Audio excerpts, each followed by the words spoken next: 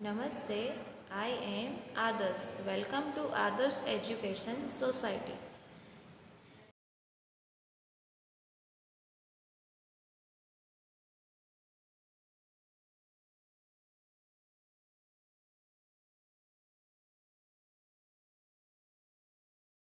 Hello student, आज हम standard 5 subject Hindi lesson number 12 यानी कि पाठ नंबर 12 डुमडुमा गांव के बच्चे। तो बच्चों, पहले वाले वीडियो यानी कि पार्ट 1 में हमने उस पाठ में क्या बताया गया है उसके बारे में हमने देखा था और पढ़ा था। तो आज हम इस पाठ में संकेतों को समझिए यानी कि सिग्नल के बारे में जानना है। चित्र के आधार पर वाक्य लिखे। पेज नंबर 83 के ऊपर हमारी पाठ्य पुस्तक में वो दिया गया है। एंड कहानी मेंढक और सांप पेज नंबर 84 और पत्र लेखन है पेज नंबर 86 के ऊपर हमें वो दिया गया है। तो ये आज के 4 टॉपिक है, उसके बारे में हम आज सीखेंगे। तो संकेतों को समझिए, वो हमारी टेक्स्ट बुक में पेज नंबर 87 के ऊपर दिया गया है। तो उसमें देखो, पहला चित्र जो है वो है नैरो ब्रिज यानी कि संकरा सेतु। तो आपको वहां पे सब पिक्चर में देखो दिखाई दिया होगा कि साकड़ों पुल यानी कि नैरो ब्रिज। तो आगे जो हम रास्ते में जाते हैं तो ऐसा एक सिग्नल आपको कहीं दिखाई देगा। तो उसका मीनिंग क्या है कि रास्ते में आगे ब्रिज है, जाने का रास्ता है वो शॉर्ट यानी कि साकड़ा है। फिर है नो एंट्री यानी कि यहाँ पे प्रवेश नहीं करना है, वहां पे प्रवेश निषेध, निषेध यानी कि मना है। फिर है स्टॉप यानी कि आपको वहां पे स्टॉप होना है। फिर चौथा है राउंड अबाउट यानी कि वृत्ताकार रास्ता, गोलाकार रस्तो। फिर है आगड़, फिर है कि आगे रास्ता चौड़ा है यानी कि आगे जो रास्ता है वो उसकी साइज चौड़ा यानी कि बड़ी है। रोड वाइंड्स अहेड, फिर आगड़ रास्तों, फिर है आगे रास्ता संकरा है यानी कि जो आगड़ जो रास्ता है वो थोड़ा शॉर्ट है। नैरो रोड अहेड, फिर है दोनों तरफ रास्ता बंद। देखो ऊपर और नीचे सिग्नल दिया गया है, फिर क्रॉस दिया गया है। तो क्या होगा उसका meaning, vehicle prohibited in both directions. तो दोनों तरफ का रास्ता आने का और जाने का वो बंद है। फिर है कंपल्सरी साइकिल ट्रैक यानी कि सिर्फ साइकिल के लिए ही वो रास्ता है, वहां पे 2 व्हील 4 व्हील अदर यानी कि जो 4 व्हील से ज्यादा व्हील है उसको वहां पे अलाउड नहीं है। फिर है साइकिल निषेध यानी कि वहां पे साइकिल वालों के लिए रास्ता बंद है। तो ये हो गए हमारे 9 यानी कि 9 सिग्नल है, उसके बारे में हमने समझ लिया। फिर चित्र के आधार पर वाक्य लिखे। तो उसमें है पेज बुक हमारा टेक्स्ट बुक में पेज नंबर 83। तो उसके ऊपर देखो बच्चों, एक पिक्चर दिया गया है गांव का और उसमें कई जो औरत है वो कपड़े धो रही है, बच्चे खेल रहे हैं, मंदिर है, सूरज निकल रहा है, खेती करते हैं कई लोग। तो ऐसा आपको पिक्चर दिया गया है। तो उस पिक्चर के आधार पर हमें आप 5 या 5 से ज्यादा वाक्य लिख सकते हैं, वो लिखने हैं। तो मैं आपको मेरी तरह से मुझे जो दिखाई देता है वो मैं लिखती हूँ और आपको अपनी तरीके से भी लिख सकते हो। तो यह गांव का चित्र है, सुबह का समय है, सूरज निकल रहा है, आकाश में पक्षी उड़ रहे हैं, दूर कुछ पेड़ और घर दिखाई दे रहे हैं, मैदान में दो लड़के गेंद खेल रहे हैं, गेंद यानी कि बॉल। फिर तालाब के किनारे दो औरतें कपड़े धो रही है, एक बालक खेत के पास खड़ा है, खेत में किसान है, किसान हल चला रहा है, दो बैल हल को खींचते हैं।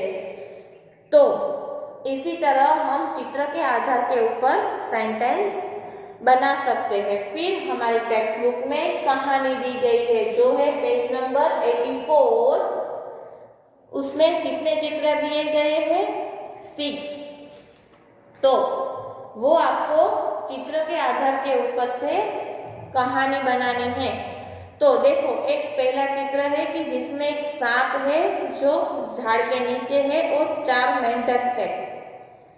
फिर इसी तरह हमें चित्र के आधार के ऊपर कहानी बनानी है। तो कैसे करना है वो मैं अभी आपको सिखाती हूँ। पहले लिखेंगे नाम, कहानी का नाम होगा वो हम लिखेंगे। मैंने दिया है मेंढक और सांप। आप अपनी तरीके से भी कहानी का नाम दे सकते हो। तो चलो हम कहानी स्टार्ट करते हैं। एक तालाब था, उसमें बहुत सारे मेंढक रहते थे। तालाब के किनारे बरगद का एक पेड़ था, उसकी जड़ में एक बील था। बील यानी कि दर, सांप जो रहता है झाड़ के नीचे, आपने देखा होगा कि बड़ा सा एक होल होता है, उसमें अंदर रहते हैं सांप है, फिर चूहा है, ऐसे कई सारे जानवर जो अंदर जमीन के अंदर रहते हैं, उसको बोलते हैं बिल। उसमें एक सांप रहता था। सांप रोज किसी न किसी मेंढक को पकड़कर खा जाता था।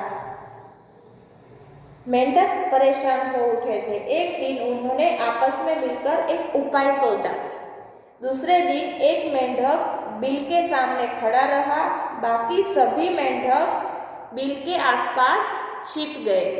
तो क्या हुआ कि ये सांप था ना रोज किसी एक मेंढक को खा जाता था। इसलिए जो सारे मेंढक थे वो परेशान हो उठे कि भाई उसका उपाय तो हमें कुछ करना होगा। तो उसने क्या किया, कोई एक मेंढक था वो बिल के पास खड़ा था, जो दर है उसके पास, और बाकी सारे मेंढक थे वो उसके आसपास खड़े रह गए। फिर क्या हुआ, जैसे ही सांप ने मेंढक को पकड़ा, छिपे हुए मेंढक निकल आए और सांप को पकड़कर खींचने लगे। तो उसमें क्या हुआ कि जो एक मेंढक खड़ा था ना बिल के पास, उसने क्या किया कि जैसे ही सांप उसको पकड़ने के लिए निकला, तो बाकी सारे मेंढक छिपे हुए थे वो पीछे से आ गए और सांप के ऊपर अटैक कर दिया और उसको खींचने लगे। सांप घबरा गया, वह पकड़े हुए मेंढक को छोड़कर भागा और बिल में घुस गया। मेंढकों की खुशी का ठिकाना न रहा। सचमुच संगठन में शक्ति है। तो फिर क्या हुआ कि जैसे ही अटैक किया तो सांप अकेला था और मेंढक कितने थे? ज्यादा थे। तो अकेला जो होता है कोई भी, वो कुछ काम अकेले अच्छे से नहीं कर पाता है। तो मेंढक बहुत सारे थे। तो उसने क्या किया कि अटैक कर दिया, वो सांप घबरा गया और अंदर बिल में घुस गया।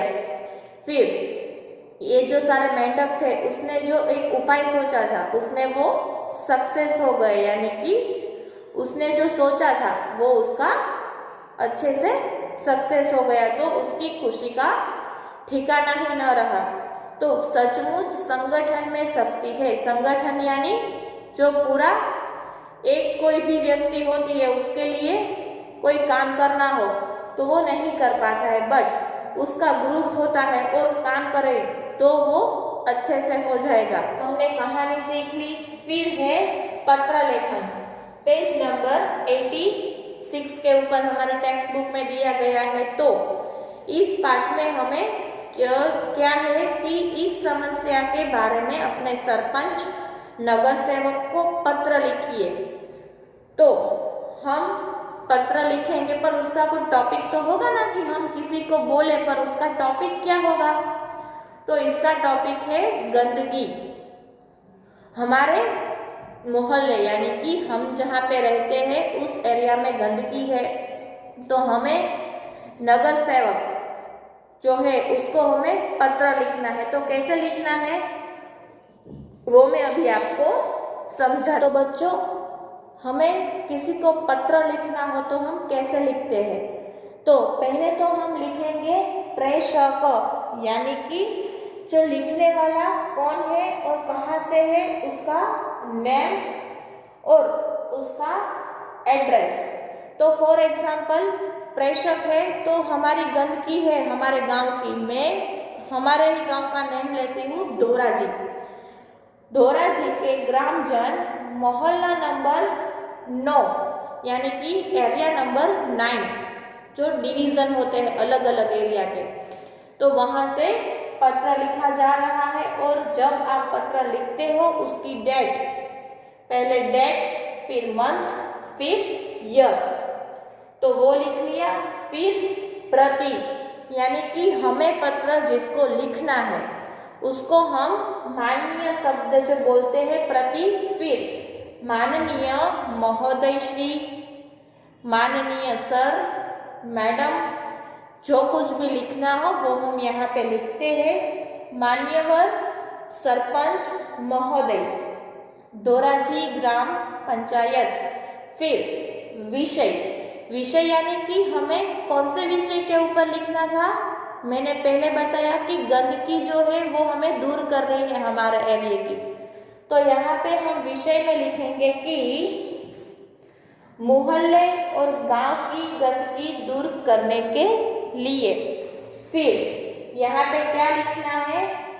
तो आपसे सभी ने निवेदन है कि हमारे गांव में, खासकर हमारे मोहल्ले नंबर 9 में कूड़ादान नहीं है। कूड़ादान यानी कि डस्टबिन, कचरा पेटी, अतः लोग इधर उधर कहीं भी कूड़ा डाल देते हैं। तो डस्टबिन नहीं है, इसलिए वो मोहल्ले के लोग क्या कर रहे हैं? कचरा है वो कहीं भी डाल देते हैं, इसलिए गंदगी बढ़ती रहती है। इस प्रकार गंदगी बढ़ने से बीमारियां फैलने की पूरी संभावना है।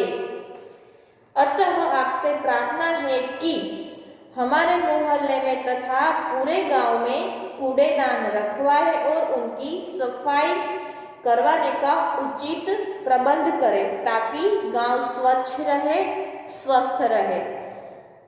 तो यहाँ पे बॉक्स में हमें क्या लिखना है? गंदगी है तो उसका उपाय हम कैसे कर सकते हैं, और चलो हमने वो कर दिया तो इससे हमें क्या लाभ होता है, गैरलाभ होता है, वो यहाँ पे हमें विषय में जो कुछ भी विषय हो उसमें लिखना है। और नीचे लिखना है, क्या लिखना है? देखो यहाँ पे लिखना क्या है? आपका नेम यानी कि धोराजी मोहल्ला नंबर 9 के ग्रामजन। तो इसी तरह हम पत्र लिख सकते हैं। तो आज के इस वीडियो में डुमडुमा गांव के बच्चे, इस पार्ट का वीडियो खत्म होता है। नेक्स्ट चैप्टर नेक्स्ट वीडियो में मिलते हैं।